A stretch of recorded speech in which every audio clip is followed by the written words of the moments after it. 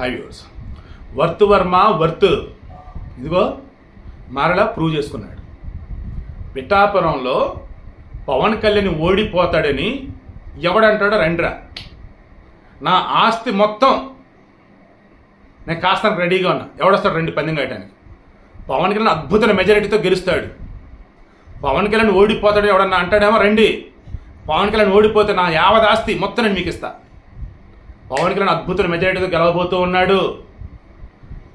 Chandrababu Naidu America నుంచి రాగానే ఆయన కలిసి ఇదే చెప్పాడు, పిఠాపురంలో ఏం జరిగిందని చెప్తూ 50,000కు పైగా మెజారిటీతో పవన్ కళ్యాణ్ గెలవబోతున్నాడు సార్, మీరు నా మీద పెట్టిన బాధ్యత ఏదైతుందో నేను ఫుల్ఫిల్ చేసుకున్నా sir, fruitful result waiting sir అని చెప్పాడు.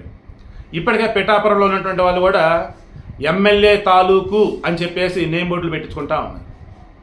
ఆల్రెడీ మన వంగ గీత సైతం చెప్పింది బెట్టింగ్లు ఎవరు కాయకంటారా బాబు అని చెప్పేసి. అండ్ మన మంచి ఓపెనింగ్ అనే చెప్పింది, మేము రాజకీయంగా వైసీపీలో ఉన్నా వ్యక్తిగతంగా అన్నప్పుడు అన్న చిరంజీవి గారికి బాగానే క్లోజు, నాగబాబు అన్నకి బాగానే క్లోజు, పవన్ కళ్యాణ్ కూడా నేను బాగానే క్లోజు అంటే ఏం చెప్తుంది అక్కడ ఆమె, అరే నాయన రేపు పెట్టిన ఓడిపోతాను రా బాబు, రేపు పెట్టి వైసీపీ అధికారంలోకి రాదురా బాబు, నన్ను టార్గెట్ చేస్తూ ఎవరేం చేయొద్దురా బాబు అన్నట్టుగా ఇండైరెక్ట్గా అదే చెప్తూ, అండ్ నా చుట్టుపక్కల ఎవరైతే ఉంటారో క్యాడర్ వాళ్ళు కూడా ఎవరేం చేయొద్దురా బాబు, మనమంతా ఒకటేరా బాబు, ఏం చేద్దాం వైసీపీలో ఇలా అయిందిరా బాబు అని ఆమె ఇండైరెక్ట్గా చెప్పనే చెప్పింది. బెట్టింగ్ల విషయంలో పవన్ కళ్యాణ్కి సంబంధించి ఓడిపోదని ఎవడూ గాయట్లే, అక్కడ మెజారిటీ ఎంత వచ్చింది అంటే వాళ్ళు బెట్టింగ్లు సాగుతున్నాయట.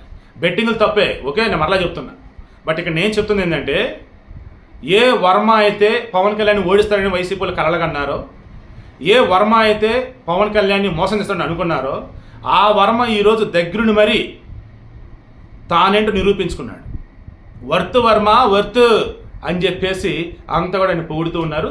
ఇంకొక 3-4 రోజుల్లో ఏ రేంజ్లో పవన్ కళ్యాణ్ మెజారిటీ ఉండబోతుందని మనం చూడబోతూ ఉన్నాం.